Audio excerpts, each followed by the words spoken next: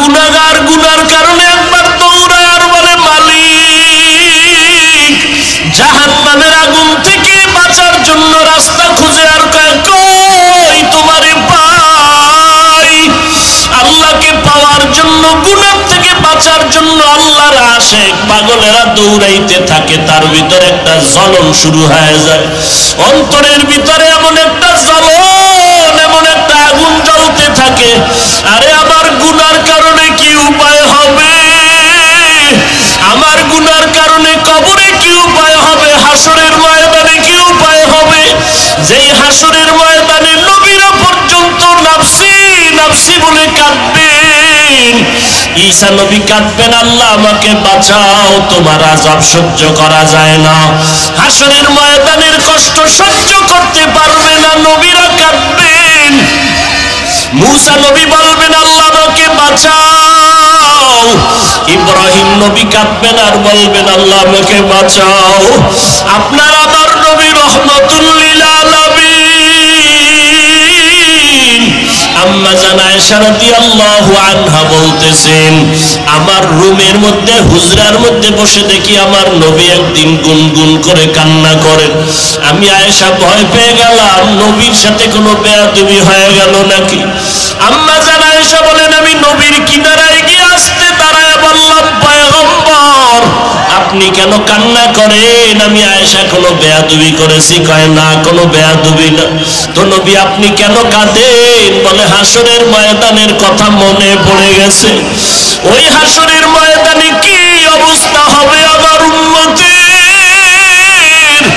আম্মা জান আয়েশা বলেন, নবী কেমন হালাত হবে যে আপনি কান্না করতেছেন? আপনার তো কোনো গুনাহ নাই, আল্লাহ আপনার মুহাব্বতের আশিক, আপনি নবীর কোনো গুনাহ নাই, এরপরও কেন কান্না করতেছেন? আল্লাহর নবী বলেন, ও আয়েশা, কিয়ামতের ময়দানে আল্লাহর রহমত ছাড়া কেউ নাজাত পাবে না। আম্মা জান প্রশ্ন করলেন, নবী আপনি? বলে আমিও না। আল্লাহ যদি দয়া না করেন সেদিন কারো জান্নাতে যাওয়ার উপায় নাই। হাদিস শরীফে নবী বলেন, এক আল্লাহর বান্দা কিয়ামতের ময়দানে হাজির হবে, দেখবে গুনার কারণে জাহান্নামের হ্যান্ডকাপ লাগানো হবে। আল্লাহ অর্ডার করবে, ফেরেশতা এই বান্দাকে জাহান্নামের হ্যান্ডকাপ লাগায়া জাহান্নামের দিকে নিয়ে যাও। আল্লাহর বান্দাকে যখন আল্লাহর অর্ডারে জাহান্নামের ফেরেশতা হ্যান্ডকাপ লাগায়া জাহান্নামের দিকে নিয়ে যাবে, ওই বান্দা বারবার আমার মাওলার দিকে পিছনে ফিরিয়া তাকাবে। আল্লাহ তাআলার কুদরতি অন্তরে জোশ এসে যাবে। আল্লাহ বলবে, ফেরেশতারা দাঁড়াও, আমার এই বান্দা বারবার পিছনে তাকায় কেন? ফেরেশতারা বলবে, আল্লাহ জানি না কেন তাকায়। আল্লাহ বলবেন, ও ফেরেশতা, এই বান্দা দেখে আমি মাওলার একটু দয়া হয় নাকি? এ বান্দা, ফেরেশতা ওরে নিয়ে দাঁড়াও, আমি মাওলা তো রহমান, আমি তো রহিম, আমি চাই না আমার কোন বান্দা বান্দি জাহান্নামের আযাবে জ্বলবে, কারণ আমি বান্দা বানাইছি বড় দুর্বল। এক সেকেন্ডের আযাব সহ্য করার ক্ষমতা কারো নাই। দুনিয়াতে সূর্যের গরম আমার বান্দা সইতে পারে না, দুনিয়াতে মশার কামড় আমার বান্দা সহ্য করতে পারে না, আমার বান্দা জাহান্নামের আগুন কেমন করে সহ্য করবে? একজন বন্ধুর নাম লেখা আছে, ওই বন্ধুর সাথে তার আলেম কোরআনওয়ালার সাথে সম্পর্ক আছে। আল্লাহ এই কথা শুনে বলবে, জাহান্নামের হ্যান্ডকাপ খুলিয়া দাও, আমার বান্দারে আর জাহান্নামের হ্যান্ডকাপ লাগাইও না। এই বান্দার বন্ধুর সম্পর্ক যেহেতু কোরআনওয়ালা আলেমের সাথে আছে, যাও আমার ফেরেশতারা ওরে ছেড়ে দাও, জান্নাতি ফেরেশতার হাতে দিয়া দাও। আমি আল্লাহ চাই না আমার কোন বান্দা জাহান্নামের আযাবে যাবে। আম্মা জান আয়েশা বলেন, নবী আপনার তো কোনো গুনাহ নাই, তারপর আপনি কান্না করেন, কারণ কি? আল্লাহর নবী বলেন, আয়েশা, কিয়ামতের ময়দান যেদিন কায়েম হয়ে যাবে, ওই দিন সমস্ত মানুষগুলো উলঙ্গ হয়ে দাঁড়াবে, নারী পুরুষ উলঙ্গ থাকবে, জমিনটা চেটিয়াল ময়দান সমান, আল্লাহর অর্ডারে সূর্যটা নিচে চলে আসবে। আল্লাহ সেদিন কাহারিয়াতের সাইনবোর্ড লাগাইয়া বলবেন, লিমানিল মুলকু ইয়াউম লিল্লাহিল ওয়াহিদিল কাহ্হার। আজকের দিনের রাজত্ব কার? যাহা আল্লাহ পাকের কুদরতের আওয়াজে হাসরের ময়দানটা থরথর করে কেঁপে উঠবে। ও আয়েশা, আল্লাহ পাকের এই আওয়াজের ভয়। নবীদের কোনো গুনাহ নাই, নবীরা পর্যন্ত নাফসি নাফসি বলে কান্না করবেন, উম্মতের কথা ভুলিয়া যাবেন। মুসা নবী, ঈসা নবী, আদম নবী খালি বলবে, আল্লাহ আমাকে বাঁচাও, আমাকে বাঁচাও। তখন আম্মা জান প্রশ্ন করলেন, নবী এমন কঠিন সময়, ইব্রাহিম নবী তার উম্মতের ভুলিয়া যাবে, মুসা নবী তার উম্মতের ভুলে যাবেন, ইব্রাহিম নবী তার উম্মতকে ভুলে যাবেন, ঈসা নবী তার উম্মতের ভুলিয়া যাবেন। ওই কঠিন সময় আপনি তো রহমতের নবী, ও নবী, তখন আপনি কি করবেন? আমার মায়ার নবী চোখের পানি ছেড়ে বলেন, ও আয়েশা, আমি তখন আমার মাওলার দরবারে মাকামে মাহমুদে সিজদায় পড়ে কাঁদব, আর আমি একটা আওয়াজ দিব, আমি বলবো, আল্লাহ আমার উম্মতের বাঁচাও, আমার উম্মতের বাঁচাও, আমি আমার উম্মত না নিয়ে জান্নাতের মধ্যে যাব না। ও নবীর আশিক উম্মতের দল, ওই নবীর সুন্নতের আজকে তুমি হেলায় নষ্ট করে ফেলতেছো রে বাবা।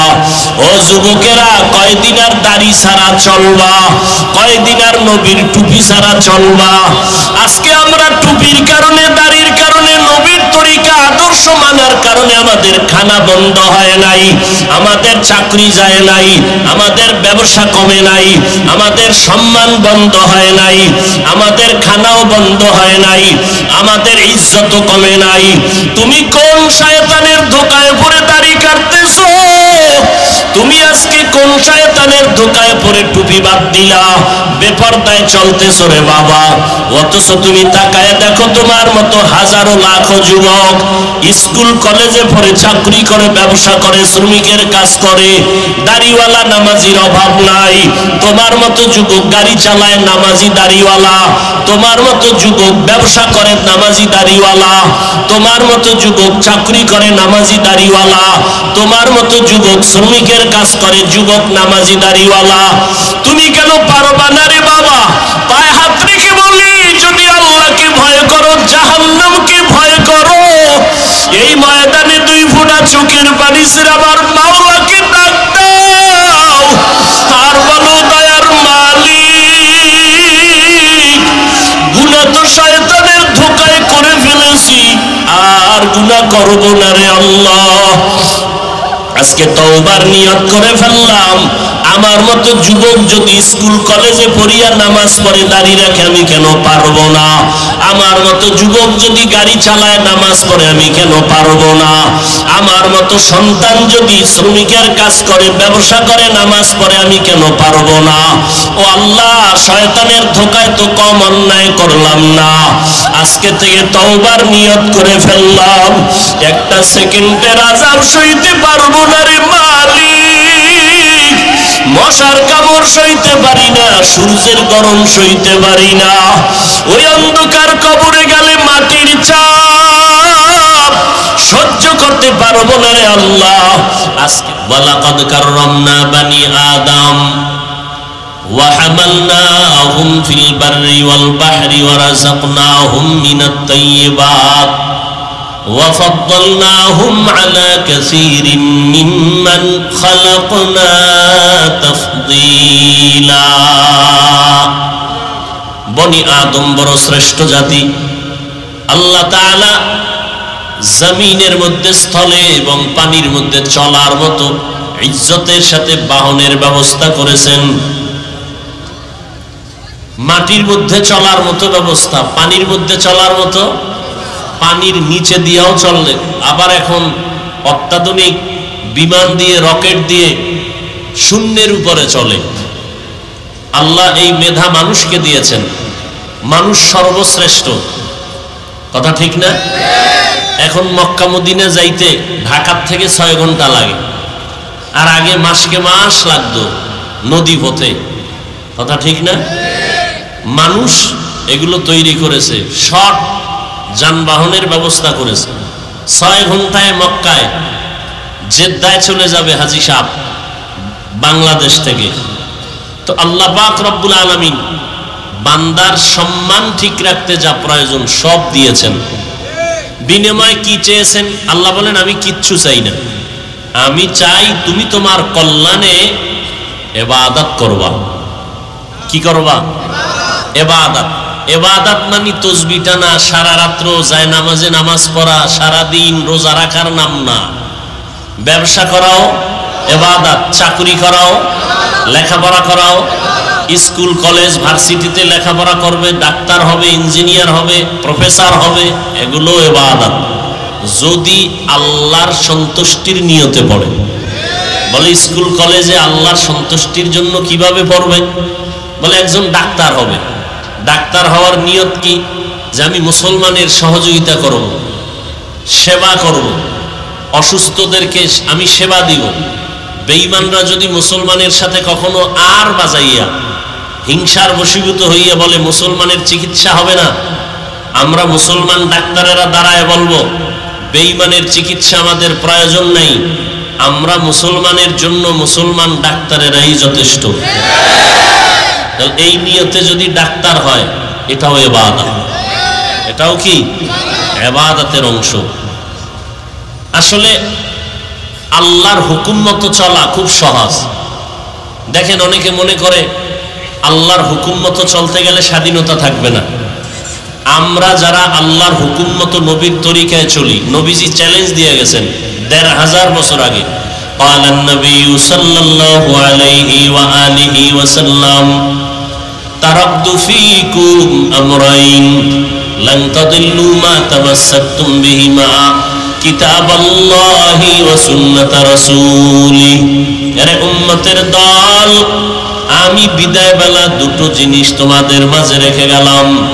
দুইটা জিনিস যদি আঁকড়াইয়া ধরে রাখতে পারো, কখনো তোমাদের বিপদ হবে না, লাইনচ্যুত হবে না, তোমাদের ঈমান আমল কেউ কেড়ে নিতে পারবে না। এক নাম্বার আল্লাহর দেওয়া কোরআন, দ্বিতীয় হলো পয়গম্বরের সুন্নাত। এক নম্বরে কি?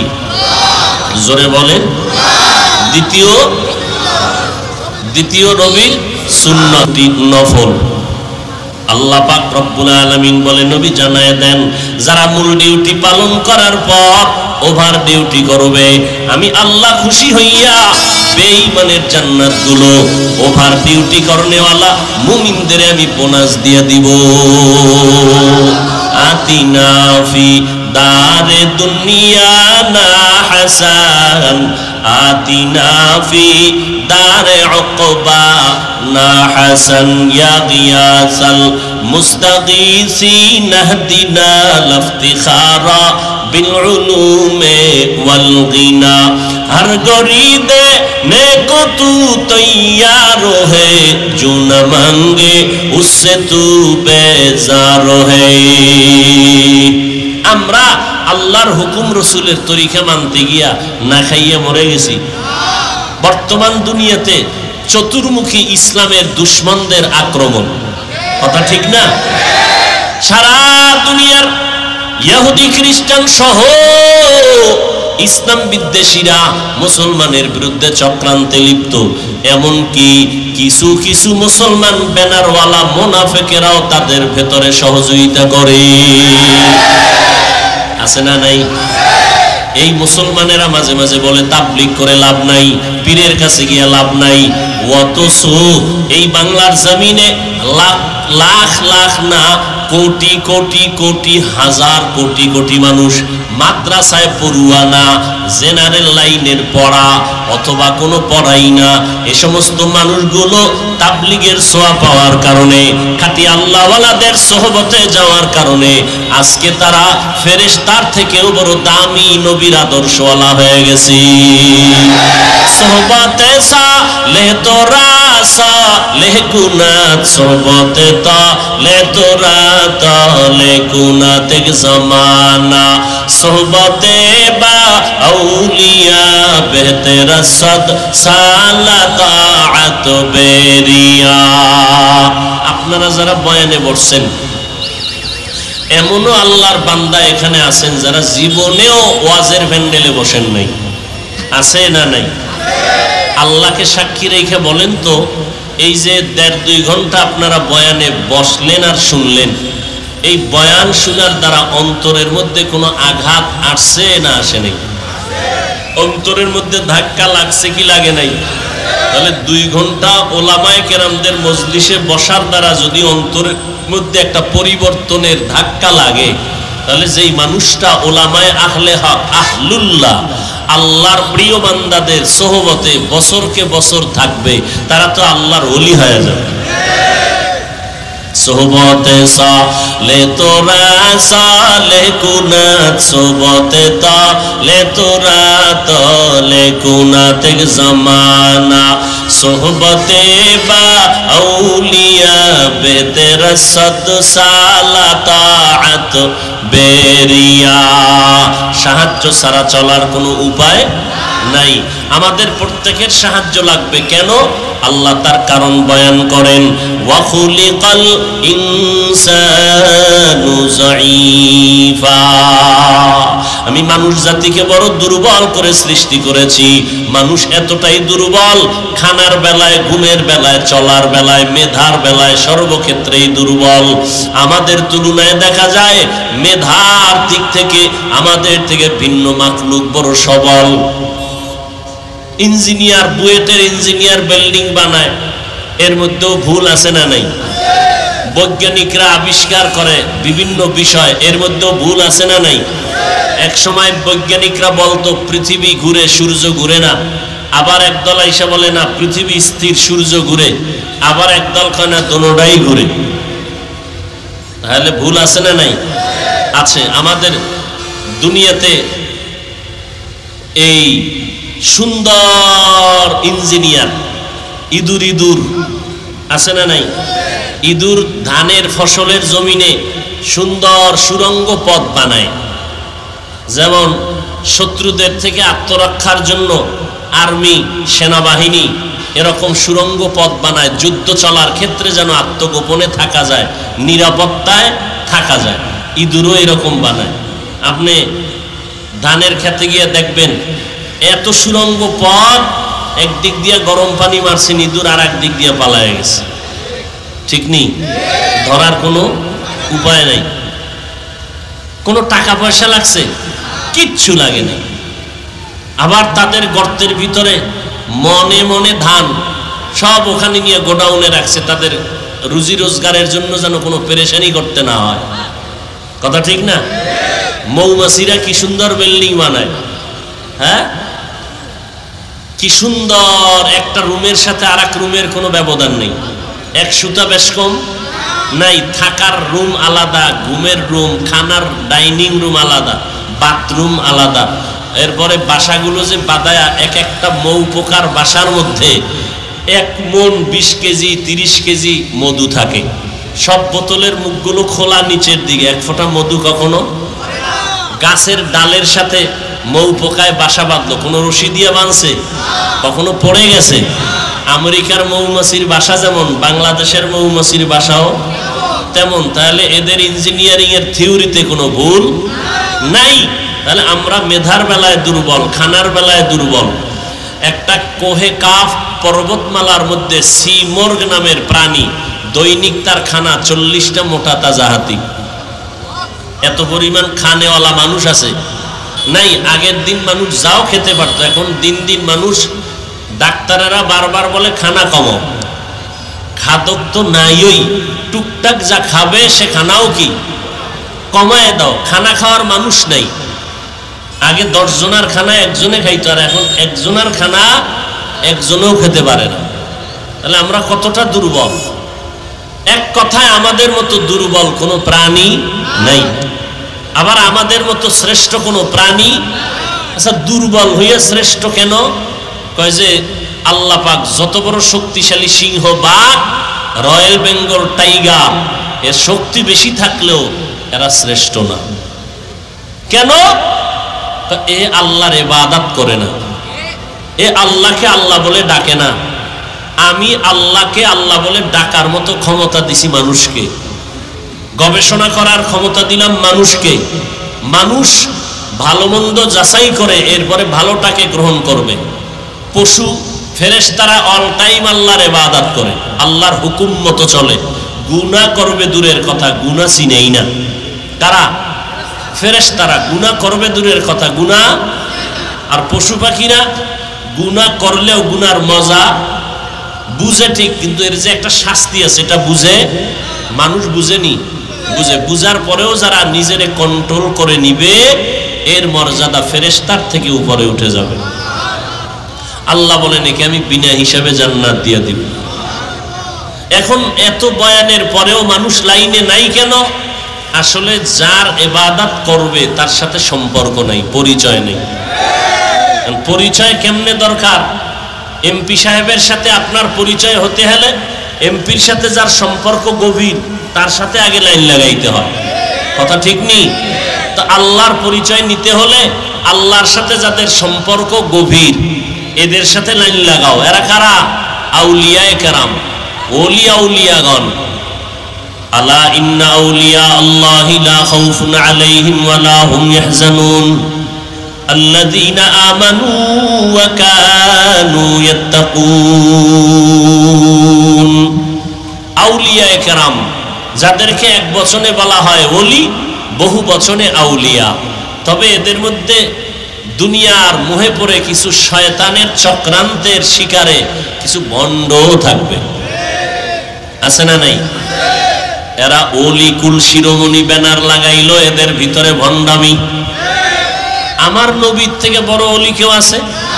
আমার নবীর থেকে বড় পীর কেউ আছে? নবীর থেকে বড় মুফাসসির, মুহাদ্দিস, মুফতি কেউ আছে?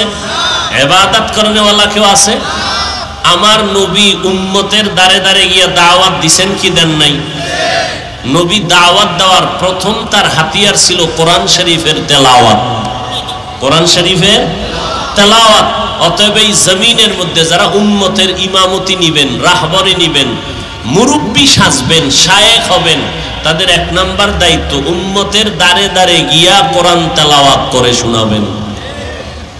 না, আমাদের দেশে এমন পীর আছে কোরআন তেলাওয়াত করবে দূরের কথা, মুরিদদেরকে সামনে গিয়া ইমামতি করে নামাজ পড়ানোর যোগ্যতা নাই। এ সমস্ত নামদারি পীরের দরবারেও মানুষ যায় না? যায় না। কেন যায়? এরা আখেরাত পাইতে যায় না, এরা দুনিয়ার লোভে পড়ে যায়। ওখানে কিছু জিন্নাত দিয়ে খেলা করে, তো জাদু টাদু দেয়, কিছু তাবিজ টাবিজ দেয়, পানি পড়া দেয়, তো মানুষের দ্বারা দুনিয়ার কিছু লাভবান হয়। যে কারণে দেখা যায় পীরের দরবারে 20 বছর যায়, দাড়ি উঠে না।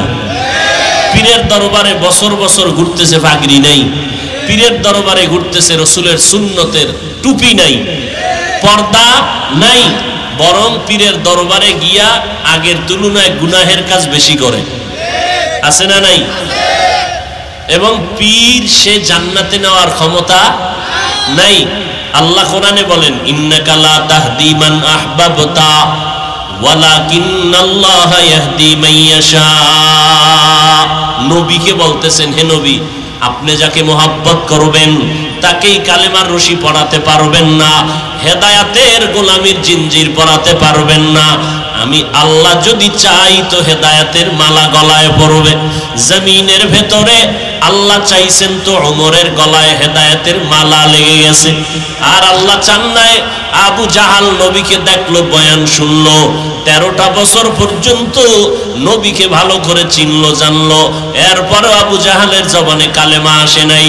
নবী হাতের মুষ্টির মধ্যে আবু জাহাল পাথর নিয়ে বলতেছে, মুহাম্মদ যদি বলতে পারো আমার হাতের মুষ্টির মধ্যে কি আছে, আমি এখন তোমারে নবী বলে স্বীকার করব, কালেমা পড়ব। নবী বলেন, আমি বলতে পারি না। কেন? আমি গাইবের মালিক না। গাইবের মালিক কে? আরো জোরে বলেন, আমি গাইবের মালিক না।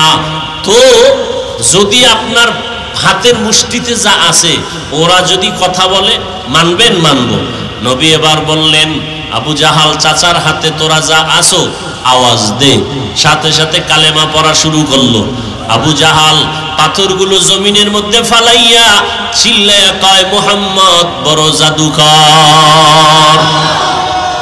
হেদায়েত কপালে নাই। আল্লাহ চাইলে হেদায়েত পাবে, না চাইলে পাবে না।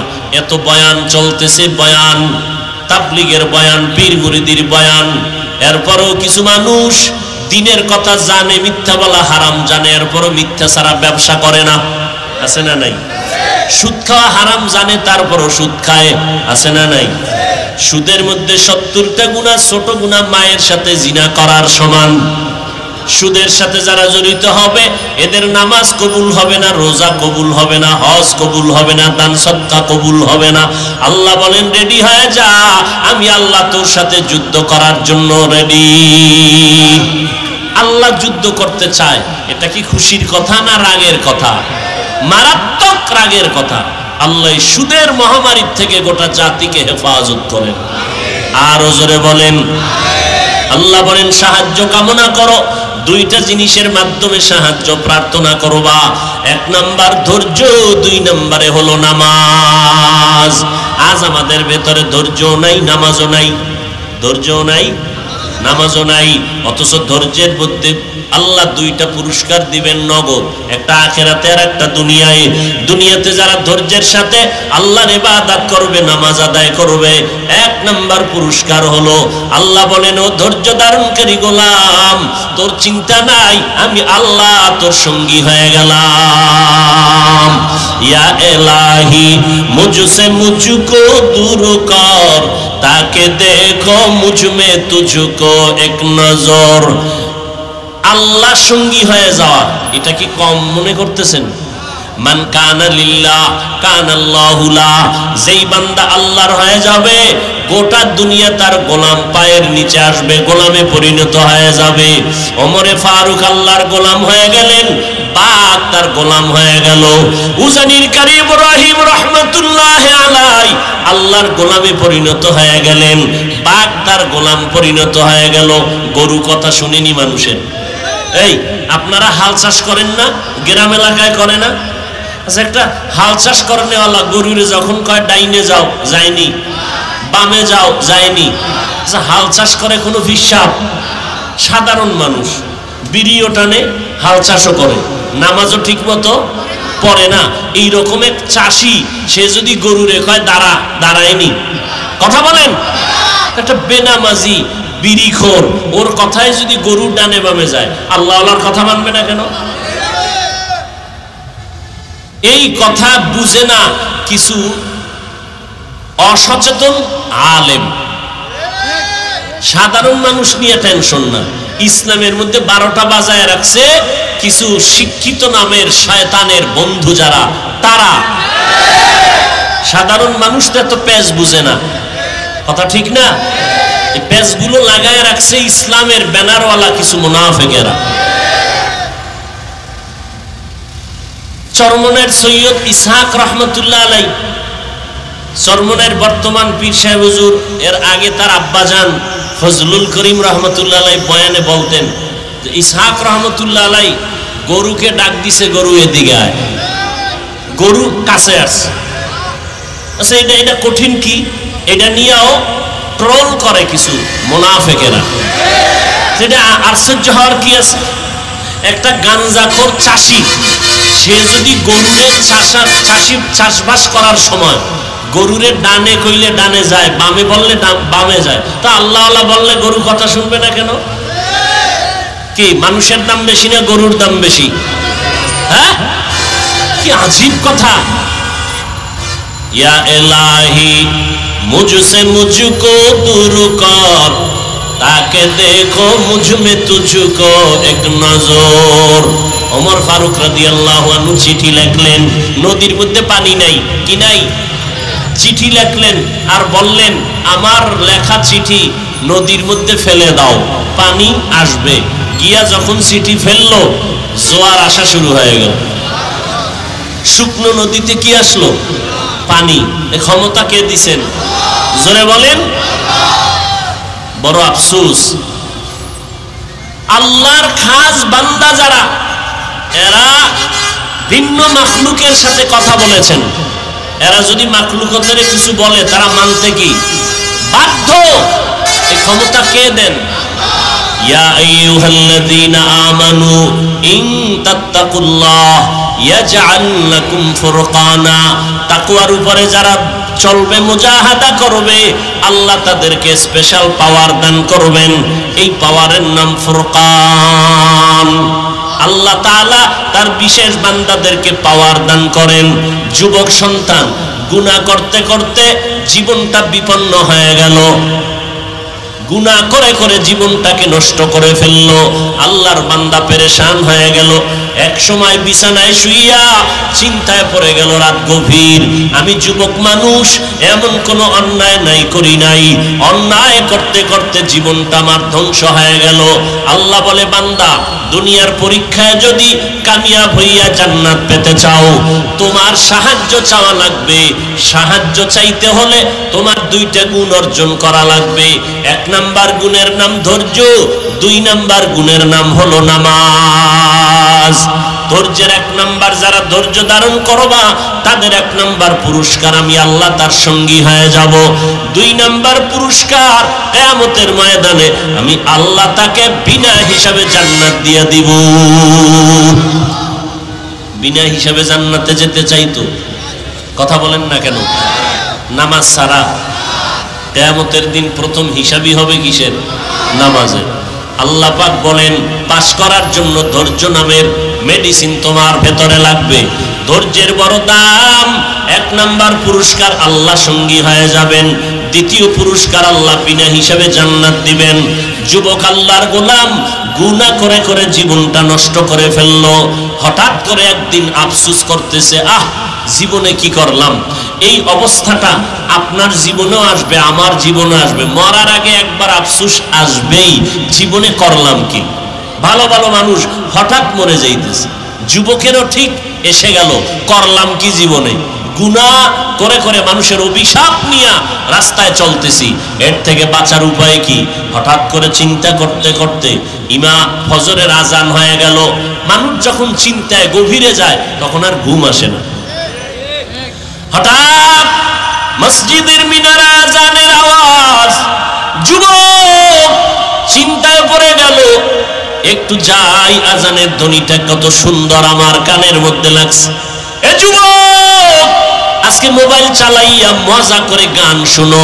আল্লাহর কসম একবার, আল্লাহর কসম দুইবার, আল্লাহর কসম তিনবার। মাইনা দেখ, না মানলে পাবি না। আমি বলে গেলাম, রাতের বেলা ঘুমের ঘরে গিয়ে যাইয়া সারা রাত্র মোবাইলটা চালাও, গুনার প্র্যাকটিস করো। এক পর্যায়ে মোবাইলটা যখন বন্ধ করবি, ওই সময় একটু কোরআন তেলাওয়াত শুনবি। মোবাইলে সার্চ দিবি কোরআন তেলাওয়াত, সাথে সাথে তেলাওয়াত চলে আসবে। মক্কা মদিনার ইমামদের তেলাওয়াত, ভালো ভালো কারি সাহেবদের তেলাওয়াত, এগুলো শুনতে থাক। মোবাইলে চালু কইরা বালিশে মাথা লাগাইয়া শুইয়া পড়। মোবাইলের তেলাওয়াত চলতে থাকবে, বান্দা তুই আস্তে আস্তে ঘুমায় যাবি। আমি তিনবার কসম করে বললাম, এক সময় এক সপ্তাহ পরে তুই তেলাওয়াত শুনে বলবি, জীবনে গান শুনবো না, কারণ কোরআনের মতো মধুর আওয়াজের আর কিছুই নাই। এই কালামে জিন্দা কোরআনে হাকিম, হিকমতে উলা ইয়াজাল সত কদিম। বাখা কোরআন কালামুল্লাহ বসন কদিমাস্তি নইন। যুবকের অন্তরের মধ্যে মোহাব্বতের ঢেউ আসলো, কারণ হঠাৎ আফসুস আসছে করলাম কি জীবনে। আজানের ধ্বনিটা শুনিয়া যুবক এক কদম দুই কদম করে মসজিদে চলে গেল। জীবনেও মসজিদে যায় না, আজকে নতুন করে যায়, ভয় লাগতেছে না জানি মানুষ আবার কি বলে, কিন্তু আজানে তাকে মসজিদ পর্যন্ত নিয়ে গেল। মসজিদের বারান্দায় গিয়া কোন সময়? ফজরের সময়, নীরব নিস্তব্ধ, তখন আজানের ধ্বনিটা খুব মজাই লাগে, কথা ঠিক না? যুবক বারান্দায় গিয়া দাঁড়াইলো, ইমাম সাহেবের নজর পড়ে গেল, দেখে এলাকার বড় সন্ত্রাসী মসজিদের বারান্দায় দাঁড়ানো। জীবনভর অপরাধ করে করে কলঙ্কিত জীবন, এমন কোন গুনাহ নাই করে নাই, এলাকার সবাই তারে খারাপ জানে, সামনে কিছু বলে না ভয়ে, কারণ বেয়াদব। এই বেয়াদবের সামনে কথা না বলা, এটা কি বাহাদুরি? বলাটা কি বাহাদুরি? হ্যাঁ, বেয়াদবের সামনে চুপ থাকা বাহাদুরি। একটা জালেম, সে আপনাকে সম্মান দিয়া কথা বলবে না, আপনি জানেন, জানার পরে তার সাথে তর্কে জড়াবে জ্ঞানীরা, এটাই বাস্তব। এটাই কি বাস্তব, যে ওর তো মান সম্মান নাই, ওর মধ্যে আদব নাই, ও তো জালেম, অতএব ওর সামনে আমি কথা বলে আমার সম্মান নষ্ট করতে পারি না। যুবক বারান্দায় দাঁড়ানো, ইমামের নজর পড়ে গেল। ইমাম চিন্তা করে, হঠাৎ করে চিন্তা করে যুবকের ডাক দিল, ভাইজান এখানে কেন? যুবক বলে, হুজুর ভয়ের কিছু নাই, আজকে আজানের ধ্বনিটা শুনে আমার ঘুম নাই, সারা রাত আমি পেরেশান হয়ে গেলাম, গুনাহ করে করে জীবনটা নষ্ট করে ফেলেছি, আমার মতো গুনাহগার এই এলাকায় কেউ নাই, আমি চিন্তায় পড়ে গেছি, গুনাহ নিয়ে কবরে গেলে মানুষ আমার সন্তানকে অভিশাপ দিবে, মানুষ আমার স্ত্রীকে অভিশাপ দিবে, এই অপরাধ করিয়া আমার সারা রাত কেন যেন ঘুম হয় না। ইমাম সাহেব বলে, নামাজ পড়বেন? বলে, হ্যাঁ পড়ব। ইমাম সাহেব নামাজ পড়ানোর ব্যবস্থা করে দিলেন, ওযু শিখাইয়া দিলেন। জীবনে মসজিদে যায় নাই। মাইয়াহদিল্লাহু ফাহুয়াল মুহতাদ ওয়া মাইয়ুদলিল ফালান তাজিদ লাহু ওয়ালিয়াম মুরশিদা। যুবকের মধ্যে জাহান্নামের আযাবের ভয় এসে গেল। মানুষের মধ্যে যখন ভয় আসে, ভয়, আমার উপায় কি হবে, আমি অন্যায় করলে শাস্তি পেতে হবে, এই চিন্তাটা যখন ছাত্রের মধ্যে আসে তখন অন্যায় করে না। এই চিন্তা যখন সন্তানের ভেতরে আসে তখন মা বাবার সামনে অপরাধ করে না। এই চিন্তা যখন বান্দার মধ্যে আসে, আমার উপায় কি হবে, সরকারের জমিনে থাইকা সরকারের একটা টাকাও আমরা ভোগ করি না, এরপরও দেখা যায় অন্যায় করলে পুলিশ হ্যান্ডকাপ লাগায়, জেলখানায় নেয়, মামলা হয়ে যায়। আল্লাহর আদালতে আল্লাহর দেওয়া পানি, আল্লাহর দেওয়া বাতাস, আল্লাহর দেওয়া নিয়ামত সব ভোগ করার পরে যারা আল্লাহর হুকুম মানল না, হঠাৎ এক সময় যখন ভয় আসবে, আমার কি উপায় হবে আল্লাহর আদালত, মরিয়া গেলে কি উপায় হবে কবরে, যেই কবরে আপন বলতে কেউ নাই, যেই কবরে একটা বাতি নাই, আপন কেউ নাই, একটা বিছানাও নাই, ছোট একটা ঘর হবে যেখানে আমি একা থাকতে বড় কষ্ট হয়ে যাবে, তাও বাঁশবাগানে রাখবে, কেউ একবারও আমার কবরে গিয়া উকি দিবে না, সহযোগিতা করবে না। এই চিন্তা যখন বান্দার অন্তরে আসবে তখন বান্দা নেক আমলের জন্য পাগল হয়ে যাবে। আমি এখন আর গুনাহ করব না, মরিয়া গেলে যাব, তারপরও গুনার কাছেও যাব না। এই যে যারা একটু টুপি মাথায় দেয়, দাড়িওয়ালা, এরা সব সময় পাগলামি করে আল্লাহকে পাওয়ার জন্য। কারণটা কি? এর এতদিন বুঝে আসে নাই, জীবনে বহু গান শুনছে, কত অন্যায় করেছে, হঠাৎ আল্লাহ আল্লাহর সোহবতে গিয়া পাগড়ি লাগায় দিছে, চোখে পানি আসছে, কান্না করে, দেখা হলেই চোখের পানি, হুজুর পাইলেই দোয়া চায়, হুজুর দোয়া করবেন, আমার মতো গুনাহগার কেউ নাই। ওই আল্লাহ আল্লাহর সোহবতে যাওয়ার পর কলবের আয়না খুলে গেছে, ওই বান্দার অন্যায় ধরা পড়েছে, আমার মতো অন্যায়কারী জমিনের মধ্যে কেউ নাই, আমার মতো জাহান্নামের আসামি কেউ নাই। দুনিয়াতে সন্তান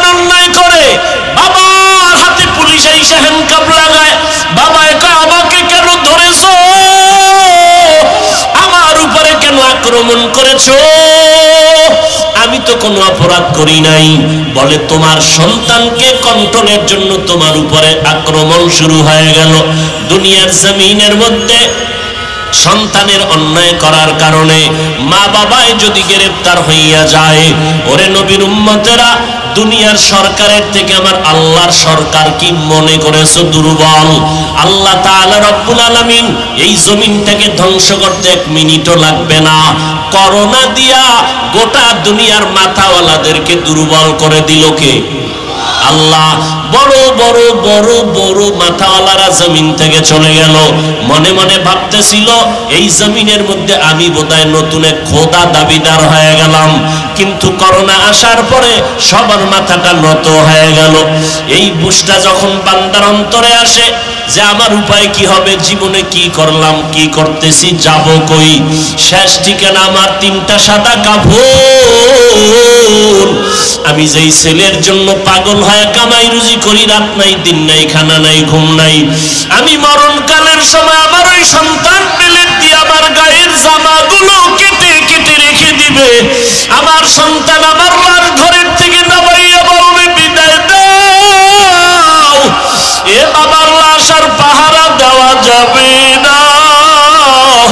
তাড়াতাড়ি সাদা কাপড়ের প্যাকেট বানানোর জন্য অন্য মানুষের থেকে আমার আপন ছেলেরা দৌড়াবে কাপড় কেনার জন্য, আমার আপন সন্তান দৌড়াবে কবর খনন করার জন্য। ঢাকা বাড্ডা থানার ভেতরে বাবায় টাকার মালিক, কোটি টাকার মালিক হয়ে মরিয়া গেল।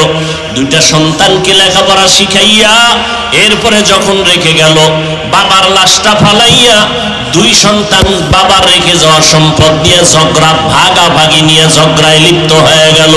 24টা ঘন্টা 2 ভাই ঝগড়া করলো। বাবার লাশটা দাফন করার চিন্তা পর্যন্ত তাদের মধ্যে আসলো না। এরে নবীর উম্মতেরা, দুনিয়াতে আপন ছেলে আপন না, আপন স্ত্রী আপন না, দুনিয়াতে আপন বলতে কেউ নাই। এই চিন্তা করার নাম হলো মুরাকাবা। এই মুরাকাবা তৈরি হয় আল্লাহওয়ালাদের সম্পর্কের দ্বারা।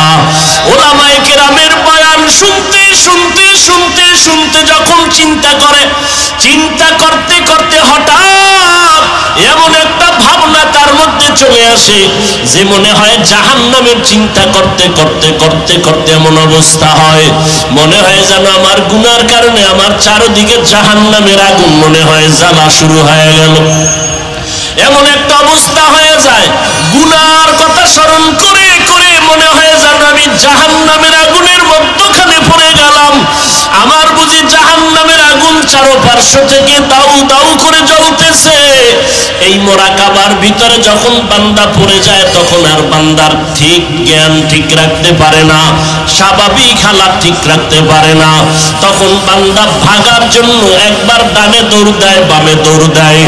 আজকে থেকে তওবা করে ফেললাম, গলায় ছুরি আসলে মরিয়া যাব, আর নামাজ ছাড়ব না, বেপরদায় চলব না, মা বাবাকে কষ্ট দিব না, ওলামায়ে কেরামের বিরোধিতা করব না, দেশ ও জাতির বিরুদ্ধে ষড়যন্ত্রে লিপ্ত হব না।